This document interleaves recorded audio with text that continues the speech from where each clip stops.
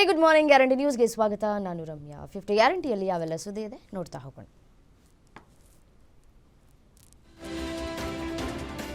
JDS ಪಕ್ಷದ ಚಿಹ್ನೆಗೆ ಹೊಸ touch ನೀಡೋದಕ್ಕೆ ಜೆಡಿಎಸ್ ವರಿಷ್ಠರು ಮುಂದಾಗಿದ್ದಾರೆ. ಈ ಬಗ್ಗೆ ಪಕ್ಷದ ಕೋರ್ ಕಮಿಟಿ ಸಭೆಯಲ್ಲಿ ಮಾಜಿ ಪ್ರಧಾನಿ ಎಚ್.ಡಿ. ದೇವೇಗೌಡರು ಸಲಹೆಯನ್ನು ನೀಡಿದ್ದಾರೆ. ಪ್ರಸ್ತುತ ಇರುವ ತೆನೆ ಹೊತ್ತ ಮಹಿಳೆ ಜೊತೆ ಚಕ್ರದ ಗುರುತನ್ನು ಸೇರಿಸುವುದಕ್ಕೆ ಚಿಂತನೆ ನಡೆದಿದೆ. ಹೀಗಾಗಿ ಚುನಾವಣಾ ಆಯೋಗಕ್ಕೆ ಶೀಘ್ರದಲ್ಲಿಯೇ ಚಿಹ್ನೆಯಲ್ಲಿ ಕೊಂಚ ಬದಲಾವಣೆಗೆ ಅರ್ಜಿಯನ್ನು ಸಲ್ಲಿಕೆ ಮಾಡಲಿದ್ದಾರೆ.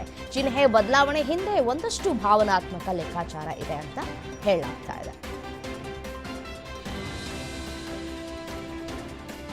ಮಂಗಳೂರಿನಲ್ಲಿ ಪ್ರವಾಸೋದ್ಯಮ ಸಮ್ಮೇಳನ ಹಾಗೂ ಪಿಲಿಕುಳದಲ್ಲಿ ಕರ್ನಾಟಕ ರಾಜ್ಯ ಪ್ರವಾಸೋದ್ಯಮ ಅಭಿವೃದ್ಧಿ ನಿಗಮದ ವತಿಯಿಂದ ಈ ಅಭಿವೃದ್ಧಿಪಡಿಸಲಾದಂತಹ ಪಿಲಿಕುಳ ರೆಸಾರ್ಟ್ ಅನ್ನು ಸಿಎಂ ಸಿದ್ದರಾಮಯ್ಯ ಉದ್ಘಾಟನೆ ಮಾಡಿದರು. ಕೆಎಸ್ಟಿಡಿಸಿ ಇಲಾಖೆಯಿಂದ ನಿರ್ಮಾಣಗೊಂಡಿರುವ ನವೀಕೃತ ರೆಸಾರ್ಟ್ ಅನ್ನು ಸಿಎಂ ಸಿದ್ದರಾಮಯ್ಯ ಉದ್ಘಾಟಿಸಿದರು. ಜಿಲ್ಲೆಯ ಪ್ರವಾಸೋದ್ಯಮವನ್ನು ಉಳಿಸಿ ಬೆಳೆಸುವ ನಿಟ್ಟಿನಲ್ಲಿ ಇಂತಹ ಕಾರ್ಯಕ್ರಮಗಳು ಪ್ರೇರಣಾದಾಯಕ ಅಂತ ತಿಳಿಸಿದರು. ಇದೇ ವೇಳೆ ಕರಾವಳಿಗೆ ಪ್ರತ್ಯೇಕ ಪ್ರವಾಸೋದ್ಯಮ ನೀತಿಯನ್ನು ಜಾರಿ ಮಾಡಲಾಗುವುದು ಅಂತ ತಿಳಿಸಿದ್ದಾರೆ.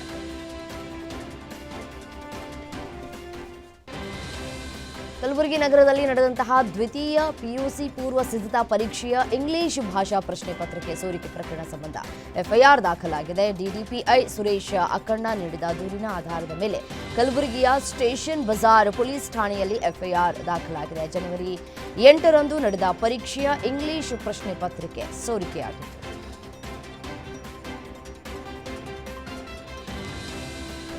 ಕೆಲವೇ ದಿನಗಳಲ್ಲಿ HMTಯನ್ನ ಪೂರ್ಣ ಪ್ರಮಾಣದಲ್ಲಿ ಕ್ಲೋಸ್ ಮಾಡಲಾಗುತ್ತೆ ಎಂಬ ವರದಿ ಬಗ್ಗೆ ಕೇಂದ್ರ ಕೈಗಾರಿಕಾ ಸಚಿವರ ಪ್ರತಿಕ್ರಿಯೆ ನೀಡಲಾಗಿದೆ. HMTಯನ್ನ ಪೂರ್ಣ ಬಂದ್ ಮಾಡಲ್ಲ, ಹೊಸ ತಂತ್ರಜ್ಞಾನದೊಂದಿಗೆ ಕಾರ್ಖಾನೆಯೊಂದಿಗೆ ಮರುಜೀವವನ್ನು ನೀಡ್ತೀವಿ. 2016ರಲ್ಲಿ ಬಂಡವಾಳ ಹಿಂತೆಗೆತ ತೀರ್ಮಾನ ಆಗಿತ್ತಷ್ಟೇ ಅಂತ ಕುಮಾರಸ್ವಾಮಿ ಸ್ಪಷ್ಟನೆಯನ್ನ ಕೊಟ್ಟಿದ್ದಾರೆ.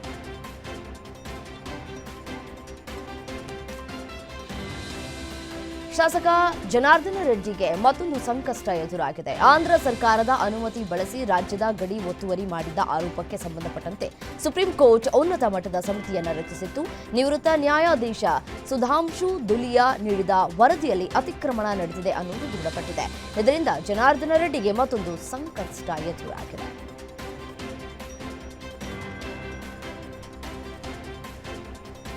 ಬಳ್ಳಾರಿ ನಗರದ ಜನಾರ್ದನ ರೆಡ್ಡಿ ನಿವಾಸದ ಮುಂದೆ ನಡೆದಂತಹ ಫೈರಿಂಗ್ ಘಟನೆಯ ಬಗ್ಗೆ ಮೊಟ್ಟ ಮೊದಲ ಬಾರಿಗೆ ಜನಾರ್ದನ ರೆಡ್ಡಿ ಪತ್ನಿ ಪ್ರತಿಕ್ರಿಯೆಯನ್ನು ಕೊಟ್ಟಿದ್ದಾರೆ. ಘಟನೆ ನಂತರ ನಾವು ಮನೆಯಿಂದ ಹೊರಬರೋದಕ್ಕೆ ಆಗ್ತಾ ಇಲ್ಲವೆಂದು ಜನಾರ್ದನ ರೆಡ್ಡಿ ಪತ್ನಿ ಅರುಣ ಆತಂಕವನ್ನು ವ್ಯಕ್ತಪಡಿಸಿದ್ದಾರೆ. ಬಳ್ಳಾರಿಯ ಘಟನೆ ನೆನೆಸ್ಕೊಂಡ್ರೆ ಮೈ ನಡುಗ್ತಾ ಇದೆ. ಘಟನೆ ನಡೆದು 10 ದಿನ ಕಳೆದ್ರೂ ಇನ್ನೂ ಹೊರಬರೋದಕ್ಕಾಗ್ತಾ ಇಲ್ಲ. ಭರತ್ ರೆಡ್ಡಿ ಗೂಂಡಾಗಳು ನಮ್ಮ ಮನೆ ಮೇಲೆ ದಾಳಿ ಮಾಡಿದ್ದಾರೆ ಅಂತ ಹೇಳಿಕೆ ಕೊಟ್ಟಿದ್ದಾರೆ.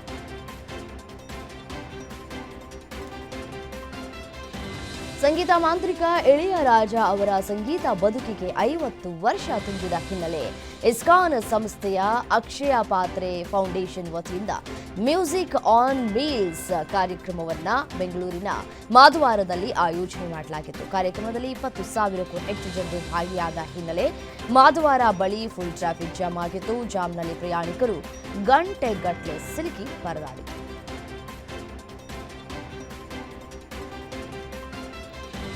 ಯಾದಗಿರಿ ಸ್ಟೇಡಿಯಂ ಸರಿಪಡಿಸಿ ಅಂತ ಜಿಲ್ಲಾಧಿಕಾರಿ ಕಚೇರಿ ಬಳಿ ಅಂತಾರಾಷ್ಟ್ರೀಯ ಕ್ರೀಡಾಪಟು ಲೋಕೇಶ್ ರಾಠೋಡ್ ಪ್ರತಿಭಟನೆ ನಡೆಸಿದ್ರು. ಈ ಪ್ರತಿಭಟನೆ ನಡೆಸಿದ ಅಂತಾರಾಷ್ಟ್ರೀಯ ಕ್ರೀಡಾಪಟು ಮೇಲೆ ಎಫ್ಐಆರ್ ದಾಖಲಾಗಿದೆ.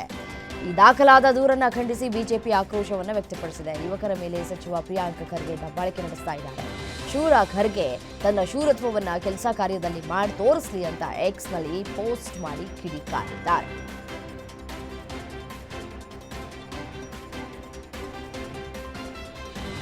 ರಾಕಿಂಗ್ ಸ್ಟಾರ್ ಯಶ್ ಅವರ ಅಮ್ಮ ಪುಷ್ಪಾ ಅರುಣ್ ಅವರ ವಿರುದ್ಧ ಇತ್ತೀಚೆಗೆ ಹಾಸನದಲ್ಲಿ ಅಕ್ರಮ ಭೂ ಒತ್ತುವರಿ ಆರೋಪ ಕೇಳಿಬಂದಿತ್ತು. ಇದಕ್ಕೆ ತಮ್ಮ ನಿವೇಶನದಲ್ಲಿ ಹಾಕಿದ್ದ ಕಾಂಪೌಂಡ್ ತೆರವು ಮಾಡಿದ್ದಕ್ಕೆ ನಟ ಯಶ್ ತಾಯಿ ಆಕ್ರೋಶವನ್ನು ವ್ಯಕ್ತಪಡಿಸಿದ್ದಾರೆ. ಸ್ವತಃ ಪುಷ್ಪಾ ಅವರೇ ಹಾಸನ ಬಡಾವಣೆ ಠಾಣೆಗೆ ಭೇಟಿ ನೀಡಿ ಪೊಲೀಸರಿಗೆ ತರಾಟೆಗೆ ತೆಗೆದುಕೊಂಡಿದ್ದಾರೆ. ನನ್ನ ಜಾಗದಲ್ಲಿ ನನ್ನ ಅನುಮತಿ ಇಲ್ಲದೆ ಅದು ಹೇಗೆ ಕಾಂಪೌಂಡ್ ಕೆಡವಿದ್ರು ಅಂತ ಹೇಳಿ ಆಕ್ರೋಶವನ್ನು ಹೊರಹಾಕಿದ್ದಾರೆ.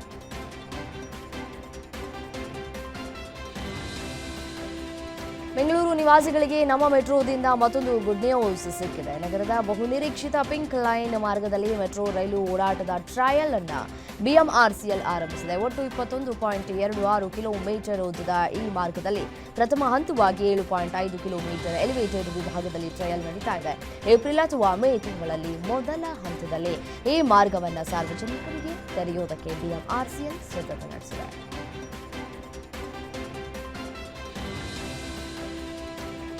ಮನರೇಗಾ ಯೋಜನೆಯ ಮರುನಾಮಕರಣಕ್ಕೆ ರಾಜ್ಯ ಕಾಂಗ್ರೆಸ್ನ ನಾಯಕರು ಕೇಂದ್ರದ ವಿರುದ್ಧ ಆಕ್ರೋಶವನ್ನು ಹೊರಹಾಕಿದ್ದಾರೆ. ರಾಜ್ಯದ ಪ್ರತಿ ತಾಲೂಕು ಮಟ್ಟದಲ್ಲಿ ಹೋರಾಟ ಮಾಡುವುದಕ್ಕೆ ಕಾಂಗ್ರೆಸ್ ಸಿದ್ಧತೆಯನ್ನು ಮಾಡಿಕೊಂಡಿದೆ.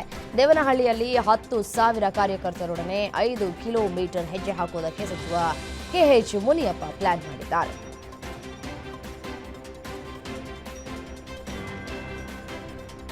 ಆಶ್ರಮದ ಆಸ್ತಿ ಕಬಳಿಸುವುದಕ್ಕೆ ಸ್ವತಃ ಸ್ವಾಮೀಜಿಯೇ ಮುಂದಾಗಿರುವಂತಹ ಅಚ್ಚರಿಯ ಘಟನೆ ಚಿಕ್ಕಬಳ್ಳಾಪುರದ ಓಂಕಾರ ಜ್ಯೋತಿ ಆಶ್ರಮದಲ್ಲಿ ನಡೆದಿದೆ. ಅಜ್ಜಿ ಹೆಸರಲ್ಲಿ ಇದ್ದಂತಹ ಆಶ್ರಮವನ್ನು ಕಬಳಿಸುವುದಕ್ಕೆ ಉಮಾಮಹೇಶ್ವರ ಸ್ವಾಮೀಜಿ ಹುನ್ನಾರವನ್ನು ನಡೆಸಿದ್ದಾರೆ ಅಂತ ಅಜ್ಜಿಯ ಸಂಬಂಧಿಕರು ಆರೋಪಿಸಿದ್ದಾರೆ. ಚಿಕ್ಕಬಳ್ಳಾಪುರ ತಾಲೂಕಿನ ಕಳವಾರ ಗ್ರಾಮದ ಬಳಿ ಓಂಕಾರ ಜ್ಯೋತಿ ಆಶ್ರಮವನ್ನು ಮರಿಯಪ್ಪ ಜಯಮ್ಮ ದಂಪತಿ ಸ್ಥಾಪಿಸಿದ್ರು. ಇದೀಗ ಜಯಮ್ಮಗೆ ವಯಸ್ಸಾದ ಹಿನ್ನೆಲೆ ಈ ಜಮೀನನ್ನ ಲಪಟಾಯಿಸುವುದಕ್ಕೆ ಸ್ವಾಮೀಜಿ ಸಂಚನ ಮಾಡಿದ್ದಾರೆ ಅಂತ ಆರೋಪಿಸಲಾಗಿದೆ.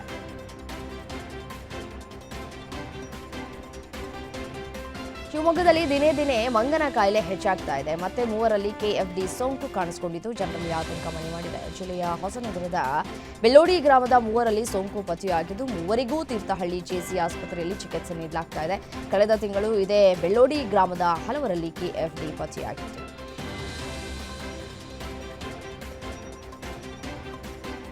ಕೇರಳ ಸರ್ಕಾರ ಜಾರಿಗೊಳಿಸುವುದಕ್ಕೆ ಮುಂದಾಗಿರುವಂತಹ ಮಲಯಾಳಂ ಭಾಷಾ ವಿಧೇಯಕ 2025ಕ್ಕೆ ವ್ಯಾಪಕ ವಿರೋಧ ವ್ಯಕ್ತವಾದ ಹಿನ್ನೆಲೆಯಲ್ಲಿ ಕನ್ನಡಿಗರಿಗೆ ಮಲಯಾಳಂ ಕಡ್ಡಾಯ ಅಲ್ಲ ಅಂತ ಪಿಣರಾಯಿ ವಿಜಯನ್ ಸ್ಪಷ್ಟಪಡಿಸಿದ್ದಾರೆ. ಕೇರಳ ಇತ್ತೀಚೆಗೆ ಅಂಗೀಕರಿಸಿದ ವಿಧೇಯಕದಲ್ಲಿ ಕನ್ನಡ ಮಾಧ್ಯಮ ಶಾಲೆ ಸೇರಿದಂತೆ ಎಲ್ಲ ಸರ್ಕಾರಿ ಮತ್ತು ಖಾಸಗಿ ಶಾಲೆಗಳಲ್ಲಿ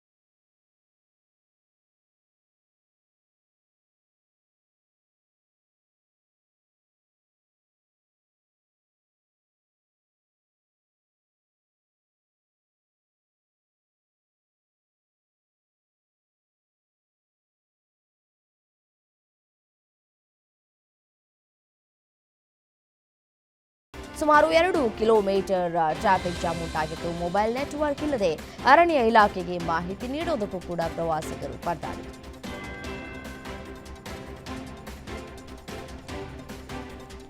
ವಿದ್ಯುತ್ ಶಾರ್ಟ್ ಸರ್ಕ್ಯೂಟ್ನಿಂದ ಕಬ್ಬಿನ ಬೆಳೆಗೆ ಬೆಂಕಿ ತಗುಲಿ 3 ಎಕರೆ ಕಬ್ಬು ಸುಟ್ಟು ಕರಕಲಾಗಿರುವಂತಹ ಘಟನೆ ಚಡಚಣ ತಾಲೂಕಿನ ಹವಿನಾಳ ಗ್ರಾಮದಲ್ಲಿ ನಡೆದಿದೆ.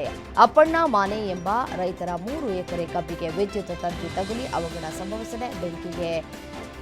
ಬೆಂಕಿಯ ಅನಾಹುತದಿಂದಾಗಿ ಲಕ್ಷಾಂತರ ರೂಪಾಯಿ ನಷ್ಟವಾಗಿದ್ದು ರೈತ ಕಂಗಾಲಾಗಿದ್ದಾನೆ. ಪರಿಹಾರವನ್ನು ನೀಡುವಂತೆ ಕೃಷಿ ಇಲಾಖೆಗೆ ರೈತ ಮನವಿ ಮಾಡಿದ್ದಾನೆ.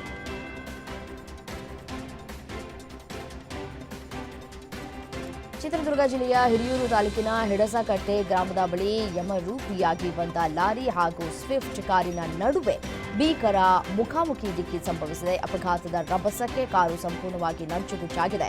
ಅಪಘಾತದಲ್ಲಿ ಕಾರಿನಲ್ಲಿದ್ದಂತಹ 4 ಪ್ರಯಾಣಿಕರು ಸ್ಥಳದಲ್ಲಿ ಸಾವನ್ನಪ್ಪಿದ್ದಾರೆ. ಹಿರಿಯೂರು ಕೊಟ್ಟಿಗೆ ಮೂಲದ ವಿಶಾಲ, ಯಶವಂತ, ನಂಜುಂಡ, ಸಿದ್ದೇಶ ಮೃತರು. ಹಿರಿಯೂರು ಗ್ರಾಮಾಂತರ ಪೊಲೀಸ್ ಠಾಣೆಯಲ್ಲಿ ಪ್ರಕರಣ ದಾಖಲಾಗಿದೆ.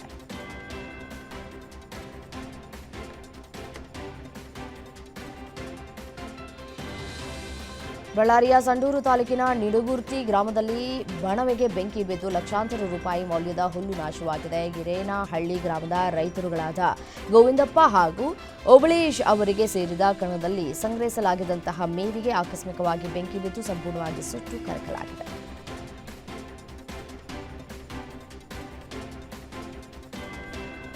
ಸಿದ್ಧಗಂಗಾ ಮಠದ ಹಿರಿಯ ಶ್ರೀ ಲಿಂಗೈಕ್ಯ ಡಾಕ್ಟರ್ ಶಿವಕುಮಾರ ಸ್ವಾಮೀಜಿ ಅವರ 7ನೇ ವರ್ಷದ ಪುಣ್ಯ ಸಂಸ್ಮರಣೋತ್ಸವದಲ್ಲಿ ಉಪರಾಷ್ಟ್ರಪತಿ ಭಾಗಿಯಾಗಲಿದ್ದಾರೆ. ಸಿದ್ಧಗಂಗಾ ಮಠದ ಸಿದ್ಧಲಿಂಗ ಸ್ವಾಮೀಜಿ ಅಧ್ಯಕ್ಷತೆಯಲ್ಲಿ ನಡೆಯುವಂತಹ ಕಾರ್ಯಕ್ರಮದಲ್ಲಿ ಉಪರಾಷ್ಟ್ರಪತಿ ಸಿಪಿ ರಾಧಾಕೃಷ್ಣನ್ ಭಾಗಿಯಾಗಲಿದ್ದಾರೆ.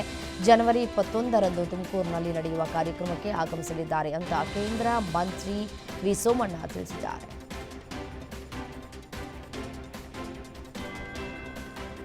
ಭಾರತೀಯ ಬಾಹ್ಯಾಕಾಶ ಸಂಶೋಧನಾ ಸಂಸ್ಥೆಯಿಂದ ನಾಳೆ 15 ಉಪಗ್ರಹಗಳನ್ನು ಉಡಾವಣೆ ಮಾಡುವುದಕ್ಕೆ ಸಕಲ ಸಿದ್ಧತೆಯನ್ನು ಮಾಡಿಕೊಳ್ಳಲಾಗಿದೆ. ಪೊಲಾರ್ ಸ್ಯಾಟಲೈಟ್ ಲಾಂಚ್ ವೆಹಿಕಲ್ನಿಂದ ಒಂದು ದೇಸಿ ಉಪಗ್ರಹ ಸೇರಿ 14 ಉಪಗ್ರಹಗಳನ್ನು ಉಡಾವಣೆ ಮಾಡಲಾಗುತ್ತೆ. ಈ ಮೂಲಕ ಇಸ್ರೋ ವರ್ಷದ ಆರಂಭದಲ್ಲೇ ವಾಣಿಜ್ಯ ಚಟುವಟಿಕೆಯ ಭರ್ಜರಿಯನ್ನು ಆರಂಭಿಸಿದೆ. ಆಂಧ್ರದ ಶ್ರೀಹರಿಕೋಟಾದಿಂದ ಉಡಾವಣೆಯಾಗಲಿದೆ ಅಂತ ಇಸ್ರೋ ತಿಳಿಸಿದೆ.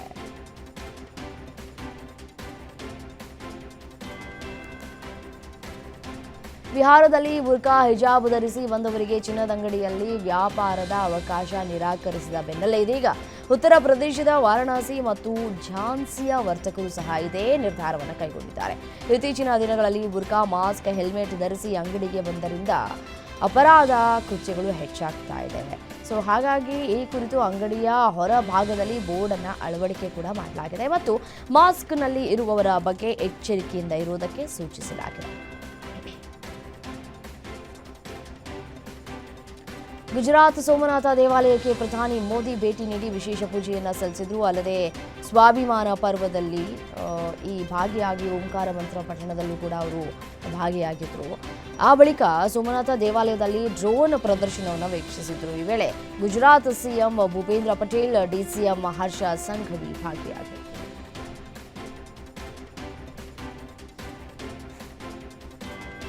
ಕೇಂದ್ರ ಸರ್ಕಾರ ಮನ್ರೇಗಾ ಬದಲಿಗೆ ವಿಬಿಜಿ ರಾಮ್ಜಿ ಕಾಯ್ದೆ ಜಾರಿ ಮಾಡಿರುವಂತಹ ವಿರುದ್ಧ ಕಾಂಗ್ರೆಸ್ ಪಕ್ಷ ದೇಶದಾದ್ಯಂತ ಮನ್ರೇಗಾ ಬಚಾವೋ ಹೋರಾಟವನ್ನು ಆರಂಭಿಸಿದೆ.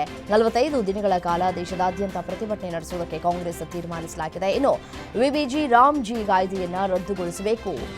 MGNREGA ಅನ್ನ ಅದರ ಮೂಲ ರೂಪದಲ್ಲಿ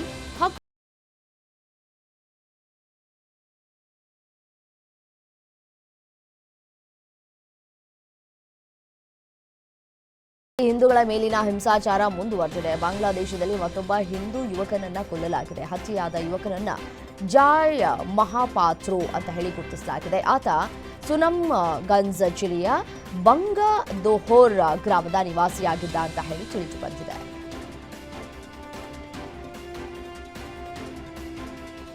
ಮಾದಕ ವಸ್ತು ಉತ್ಪಾದನೆ ಮತ್ತು ಮಾರಾಟ ಮಾಡುವವರ ವಿರುದ್ಧ ಕೇಂದ್ರ ಸರ್ಕಾರವು ಝೀರೋ ಟಾಲರೆನ್ಸ್ ಘೋಷಿಸಿದೆ. ಈ ನಿಟ್ಟಿನಲ್ಲಿ ಮಾದಕ ವಸ್ತುಗಳ ಬಳಕೆ, ಕಳ್ಳ ಸಾಗಣೆ, ದುರುಪಯೋಗದ ವಿರುದ್ಧ ದೇಶದಾದ್ಯಂತ ಜಾಗೃತಿ ಮೂಡಿಸುವ ಸಲುವಾಗಿ ಮುಂದಿನ 3 ವರ್ಷಗಳ ಕಾಲ ರಾಷ್ಟ್ರವ್ಯಾಪಿ ಅಭಿಯಾನ ನಡೆಸುವುದಾಗಿ ಕೇಂದ್ರ ಗೃಹ ಸಚಿವ ಅಮಿತ್ ಶಾ ಘೋಷಿಸಿದ್ದಾರೆ. ಈ ಅಭಿಯಾನವು ಮಾರ್ಚ್ 31ರಂದು ಪ್ರಾರಂಭವಾಗಲಿದೆ ಅಂತ ತಿಳಿಸಿದ್ದಾರೆ. 7 ಮಂದಿಯನ್ನ ಹೊತ್ತೊಯ್ತಾ ಇದ್ದಂತಹ 9 ಸೀಟರ್ನ ಲಘು ವಿಮಾನವೊಂದು ಒಡಿಶಾದಲ್ಲಿ ಪತನವಾಗಿದೆ. ಅದೃಷ್ಟವಶಾತ್ ಯಾವುದೇ ಜೀವಹಾನಿ ಸಂಭವಿಸಿಲ್ಲ. ವಿಮಾನದಲ್ಲಿ 6 ಪ್ರಯಾಣಿಕರು, ಓರ್ವ ಪೈಲಟ್ ಸೇರಿ ಒಟ್ಟು 7 ಮಂದಿ ಇದ್ದರು. ಇವರೆಲ್ಲ ಸಣ್ಣಪುಟ್ಟ ಗಾಯಗಳೊಂದಿಗೆ ಪಾರಾಗಿದ್ದಾರೆ. ಇಂಡಿಯಾ 1 ಫ್ಲೈಟ್ಗೆ ಸೇರಿದ ಈ ಲಘು ವಿಮಾನ ರೂರ್ಕೆಲಾದಿಂದ ಭುವನೇಶ್ವರಕ್ಕೆ ತೆರಳುತ್ತಾ ಇದ್ದ ವೇಳೆ ಅಪಘಾತ ಸಂಭವಿಸಿದೆ.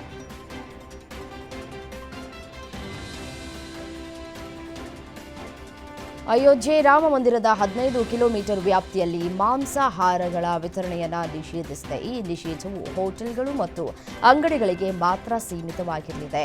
ಆನ್ಲೈನ್ ಆಹಾರ ವಿತರಣಾ ವೇದಿಕೆಗೂ ಅನ್ವಯವಾಗಲಿದೆ. ಆದೇಶವನ್ನು ಉಲ್ಲಂಘಿಸುವವರ ವಿರುದ್ಧ ಕಠಿಣ ಕ್ರಮವನ್ನು ತೆಗೆದುಕೊಳ್ಳಲಾಗುತ್ತೆ ಅಂತ ಉತ್ತರ ಪ್ರದೇಶ ಸರ್ಕಾರ ತಿಳಿಸಿದೆ.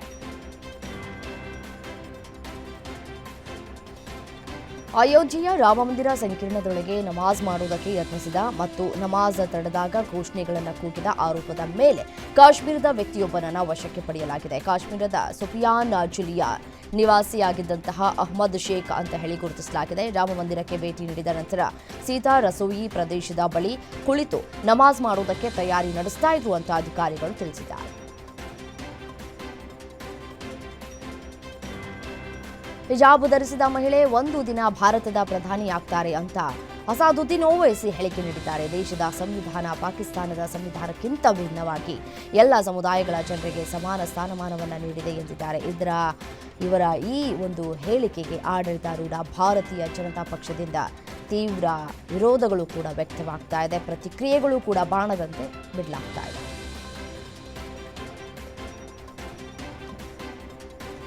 ಮಹಾರಾಷ್ಟ್ರ ಮುಖ್ಯಮಂತ್ರಿ ದೇವೇಂದ್ರ ಫಡ್ನವೀಸ್ ಹಾಗೂ ಉಪಮುಖ್ಯಮಂತ್ರಿ ಅಜಿತ್ ಪವಾರ್ ನಡುವಿನ ಮುಸುಕಿನ ಗುದ್ದಾಟ ಮುಂದುವರೆದಿದೆ. ಬಿಜೆಪಿ ಮಾಡಿದ ಅಭಿವೃದ್ಧಿ ಕಾರ್ಯಗಳಿಂದಾಗಿ ವಿರೋಧಿಗಳು ತಮ್ಮ ಹತಾಶೆ ಮತ್ತು ಕೋಪವನ್ನ ಹೊರಹಾಕ್ತಾ ಇದ್ದಾರೆ ಅಂತ ಫಡ್ನವೀಸ್ ಕಿಡಿಕಾರಿದ್ದಾರೆ. ಕೆಲಸದ ಮೂಲಕ ತೋರಿಸೋದಕ್ಕೆ ಏನೂ ಇಲ್ಲದೆ ಇರೋದ್ರಿಂದ ಅನಗತ್ಯ ಚರ್ಚೆ ಮತ್ತು ವಿವಾದಗಳನ್ನು ಸೃಷ್ಟಿ ಮಾಡಲಾಗ್ತಾ ಇದೆ ಅಂತ ಅಜಿತ್ ಪವಾರ್ಗೆ ಟಾಂಗ್ ನೀಡಿದ್ದಾರೆ. ಕಳೆದ 10 ವರ್ಷಗಳಲ್ಲಿ ನರೇಂದ್ರ ಮೋದಿ ಮತ್ತು ರಾಹುಲ್ ಗಾಂಧಿ ಅವರ ಆಸ್ತಿ ಏರಿಕೆಯಾಗಿದೆ. ಮೋದಿ ಅವರ ಆಸ್ತಿ ಶೇಕಡ 86ರಷ್ಟು ಹಾಗೂ ರಾಹುಲ್ ಗಾಂಧಿ ಅವರ ಆಸ್ತಿ ಶೇಕಡ 117ರಷ್ಟು ಏರಿಕೆಯಾಗಿದೆ. ಅಸೋಸಿಯೇಷನ್ ಫಾರ್ ಡೆಮಾಕ್ರೆಟಿಕ್ ರಿಫಾರ್ಮ್ಸ್ ಮತ್ತು ನ್ಯಾಷನಲ್ ಎಲೆಕ್ಷನ್ ವಾಚ್ ವರದಿ ಇದನ್ನು ಪ್ರಕಟಿಸಿವೆ. ಚುನಾವಣಾ ಆಯೋಗಕ್ಕೆ ಸಲ್ಲಿಸಿದ ಪ್ರಮಾಣ ಪತ್ರಗಳ ದತ್ತಾಂಶವನ್ನೇ ಮಾಹಿತಿ ಮೂಲವನ್ನಾಗಿ ಪರಿಗಣಿಸಿ ವಿಶ್ಲೇಷಣೆ ಮಾಡಲಾಗಿದೆ ಅಂತ ವರದಿಯಲ್ಲಿ ಉಲ್ಲೇಖಿಸಲಾಗಿದೆ.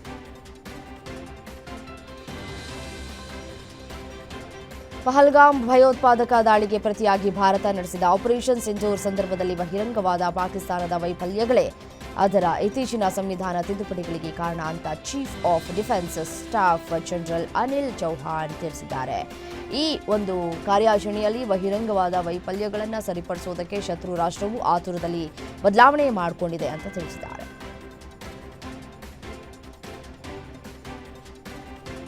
ಮುಂಬೈ ಮಹಾನಗರ ಪಾಲಿಕೆ ಚುನಾವಣೆ ಇದೇ 15ರಂದು ನಡೆಯಲಿದೆ. ರಾಜಕೀಯ ಪಕ್ಷಗಳು ಭರ್ಜರಿ ಪ್ರಚಾರದಲ್ಲಿವೆ.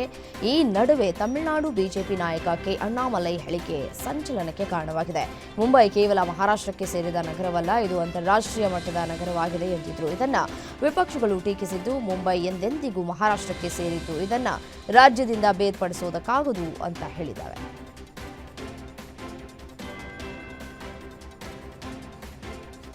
ಬಿಜೆಪಿ ಸರ್ಕಾರ ಉತ್ತರ ಪ್ರದೇಶದ ಕಾನೂನು ಸುವ್ಯವಸ್ಥೆಯನ್ನು ಸಂಪೂರ್ಣವಾಗಿ ಹಾಳು ಮಾಡಿದೆ. ಮಹಿಳೆಯರ ವಿರುದ್ಧದ ಅಪರಾಧಗಳು, ಸೈಬರ್ ಕ್ರೈಮ್ಗಳು ಮತ್ತು ಭ್ರಷ್ಟಾಚಾರಗಳು ರಾಜ್ಯದಾದ್ಯಂತ ತೀವ್ರವಾಗಿ ಹೆಚ್ಚಾಗಿವೆ. ಈ ಸರ್ಕಾರದ ಅಡಿಯಲ್ಲಿ ಜನರ ಸುರಕ್ಷತೆಗೆ ಯಾವುದೇ ಭರವಸೆ ಇಲ್ಲ ಅಂತ ಮಾಜಿ ಮುಖ್ಯಮಂತ್ರಿ ಸಂಸದ ಅಖಿಲೇಶ್ ಯಾದವ್ ಆರೋಪಿಸಿದ್ದಾರೆ. ಸರ್ಕಾರದ ಝೀರೋ ಟಾಲರೆನ್ಸ್ ನೀತಿ ಸಂಪೂರ್ಣವಾಗಿ ವಿಫಲವಾಗಿದೆ ಅಂತ ಕಿಡಿಕಾರಿದ್ದಾರೆ. ರಾಷ್ಟ್ರ ರಾಜಧಾನಿ ದೆಹಲಿಯಲ್ಲಿ ಈ ವರ್ಷದಲ್ಲಿ ಅತ್ಯಂತ ಕನಿಷ್ಠ ತಾಪಮಾನ ದಾಖಲಾಗಿದೆ. ನಿನ್ನೆ ದೆಹಲಿಯಲ್ಲಿ ಕನಿಷ್ಠ ತಾಪಮಾನ 4.2 ಡಿಗ್ರಿ ಸೆಲ್ಸಿಯಸ್ ದಾಖಲಾಗಿದ್ದು, ಹಲವು ವಿಮಾನಗಳ ಹಾರಾಟದಲ್ಲೂ ವ್ಯತ್ಯಯ ಕಂಡುಬಂದಿದೆ. ಹವಾಮಾನ ಇಲಾಖೆ ಪ್ರಕಾರ ಇದು ಋತುವಿನ ಸರಾಸರಿಗಿಂತಲೂ 2.7 ಡಿಗ್ರಿಗಿಂತಲೂ ಕಡಿಮೆ ಅಂತ ಹೇಳಿದೆ.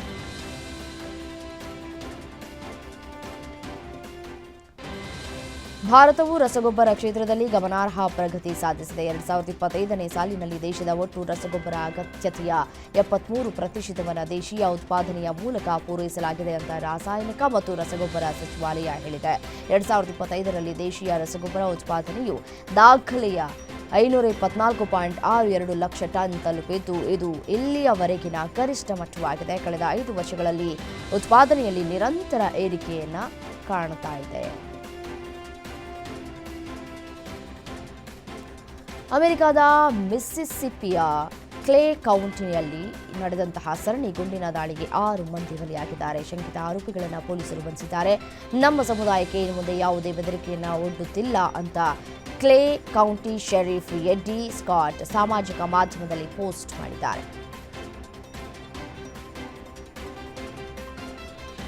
ಇರಾನ್ನಲ್ಲಿ ಸರ್ಕಾರಿ ವಿರೋಧಿ ಪ್ರತಿಭಟನೆಗಳು ತೀವ್ರಗೊಂಡಿದ್ದು, ಹಿಂಸಾಚಾರಕ್ಕೆ ತಿರುಗಿದೆ. ಈ ಮಧ್ಯೆ ಇಂಟರ್ನೆಟ್ ಮತ್ತು ದೂರವಾಣಿ ಕರೆಗಳನ್ನು ಸಂಪೂರ್ಣವಾಗಿ ನಿಷೇಧಿಸಲಾಗಿದ್ದು, ಜನಜೀವನ ಅಸ್ತವ್ಯಸ್ತಗೊಂಡಿದೆ. ಇನ್ನು ಸರ್ಕಾರದ ಸೂಚನೆ ಮೇರೆಗೆ ಭದ್ರತಾ ಪಡೆಗಳು ಹಲವು ಸ್ಥಳಗಳಲ್ಲಿ ಗುಂಡನ್ನು ಹಾರಿಸಿದ್ದು, 200ಕ್ಕೂ ಹೆಚ್ಚು ಮಂದಿ ಸಾವನ್ನಪ್ಪಿರುವುದಾಗಿ ವರದಿಯಾಗಿದೆ. ವೈದ್ಯರ ಮಾಹಿತಿಯ ಪ್ರಕಾರ ರಾಜಧಾನಿ ಟೆಹರಾನ್ನಲ್ಲಿರುವಂತಹ 6 ಆಸ್ಪತ್ರೆಗಳಲ್ಲಿ ಕನಿಷ್ಠ 217 ಪ್ರತಿಭಟನಾಕಾರರು ಸಾವನ್ನಪ್ಪಿದ್ದಾರೆ.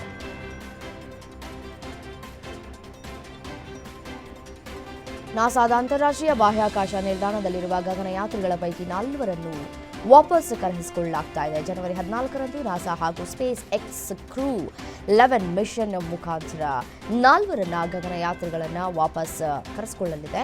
ಇನ್ನು ISSನಲ್ಲಿ ಒಬ್ಬ ಗಗನಯಾತ್ರಿಗೆ ಆರೋಗ್ಯದಲ್ಲಿ ಏರುಪೇರಾದ ಹಿನ್ನೆಲೆ ವೈದ್ಯಕೀಯ ಕಾಳಜಿಗಾಗಿ ನಾಸಾ ಈ ನಿರ್ಧಾರವನ್ನು ಕೈಗೊಂಡಿದೆ. ಗಗನಯಾತ್ರಿಯು ಸದ್ಯ ಆರೋಗ್ಯ ಸ್ಥಿರವಾಗಿದೆ ಅಂತ ಕೂಡ ನಾಸಾ ತಿಳಿಸಿದೆ.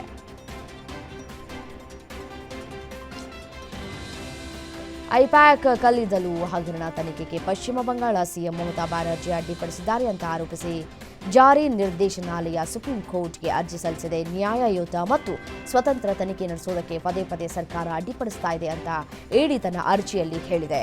ಇನ್ನು ಪ್ರಕರಣ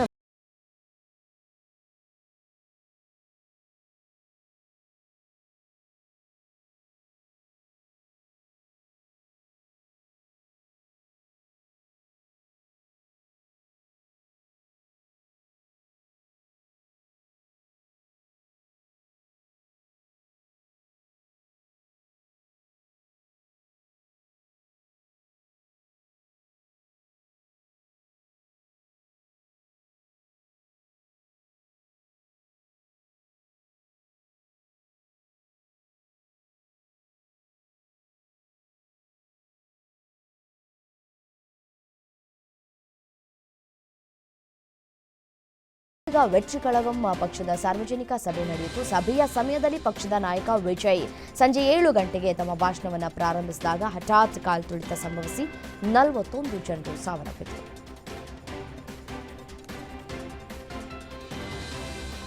ಬಂಗಾಳ ಕೊಲ್ಲಿಯಲ್ಲಿ ಉಂಟಾಗಿರುವಂತಹ ತೀವ್ರ ವಾಯುಭಾರ ಕುಸಿತದಿಂದ ಭಾರೀ ಮಳೆಯಾಗುವ ಸಾಧ್ಯತೆ ಇದೆ ಅಂತ ಹವಾಮಾನ ಇಲಾಖೆ ಹೇಳಿದೆ. ಈ ವಾಯುಭಾರ ಕುಸಿತ ಪರಿಸ್ಥಿತಿಯಿಂದಾಗಿ ಚೆನ್ನೈ, ಚೆಂಗಲ್ಪಟ್ಟು, ತಿರುವಳ್ಳೂರು, ಕಾಂಚೀಪುರಂ, ವಿಲ್ಲುಪುರಂ, ಕಲ್ಲಕುರಿಚಿ, ಅರಿಯಲೂರ್, ತಂಜಾವೂರ್ ಮತ್ತು ರಾಮನಾಥಪುರಂ ಜಿಲ್ಲೆಗಳ ಪ್ರತ್ಯೇಕ ಸ್ಥಳಗಳಲ್ಲಿ ಭಾರೀ ಮಳೆಯಾಗುವ ನಿರೀಕ್ಷೆ ಇದೆ ಅಂತ ಹವಾಮಾನ ಇಲಾಖೆ ತಿಳಿಸಿದೆ.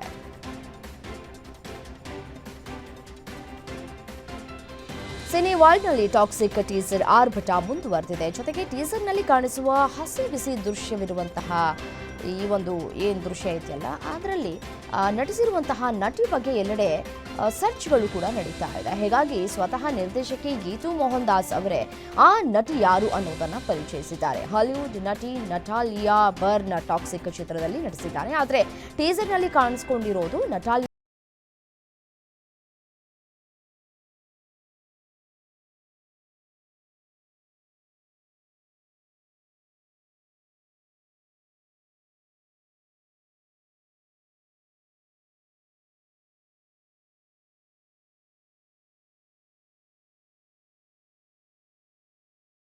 ಮಾಡಿದೆ. ಇದರಿಂದ ಈ ಸಿನಿಮಾ ಭರ್ಜರಿಯಾಗಿ ಯಶಸ್ವಿ ಕಾಣ್ತಾ ಇದೆ ಅಂತ ಚಿತ್ರತಂಡ ತಿಳಿಸಿದೆ.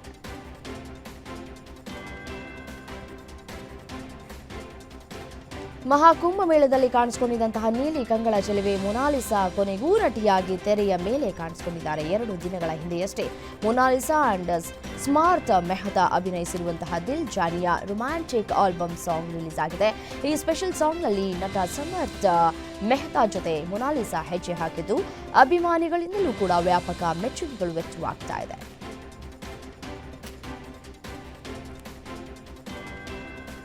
ಹರ್ಮನ್ಪ್ರೀತ್ ಕೌರ್ ಅವರದ ಅರ್ಧಶತಕದಿಂದ ಮುಂಬೈ ಇಂಡಿಯನ್ಸ್ ಮಹಿಳಾ ತಂಡ ಡೆಲ್ಲಿ ಕ್ಯಾಪಿಟಲ್ಸ್ ವಿರುದ್ಧ ಗೆದ್ದು ಬೀಗಿತು. ಆ ಮುಖಾಂತರ ರಾಯಲ್ ಚಾಲೆಂಜರ್ಸ್ ಬೆಂಗಳೂರು ವಿರುದ್ಧ ತನ್ನ ಮೊದಲನೇ ಪಂದ್ಯವನ್ನು ಸೋತಿದ್ದ ಹರ್ಮನ್ಪ್ರೀತ್ ಕೌರ್ ನಾಯಕತ್ವದ ಮುಂಬೈ 2026ರ ಮಹಿಳಾ ಪ್ರೀಮಿಯರ್ ಲೀಗ್ ಟೂರ್ನಿಯಲ್ಲಿ ಮೊದಲ ಗೆಲುವನ್ನು ದಾಖಲಿಸಿತು.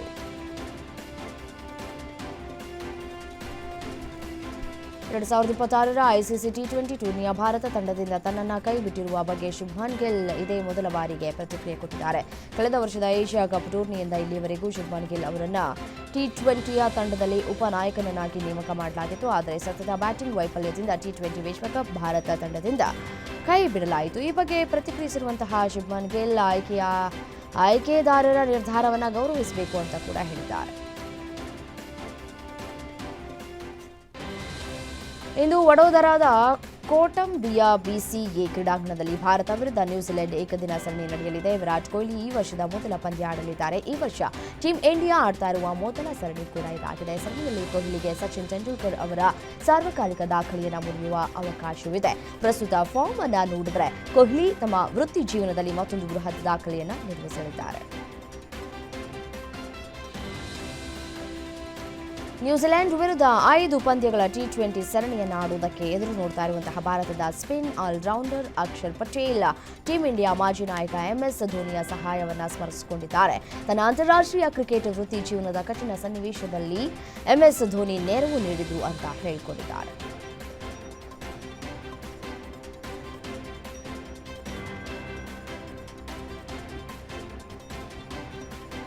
ಇವಿಷ್ಟು 50 ಗ್ಯಾರಂಟಿಯ ಹೈಲೈಟ್ಸ್. ನೋಡ್ತಾರೆ ಗ್ಯಾರಂಟಿ ನ್ಯೂಸ್, ಸುದ್ದಿ ಖಚಿತ, ನ್ಯಾಯ ನಿಶ್ಚಿತ.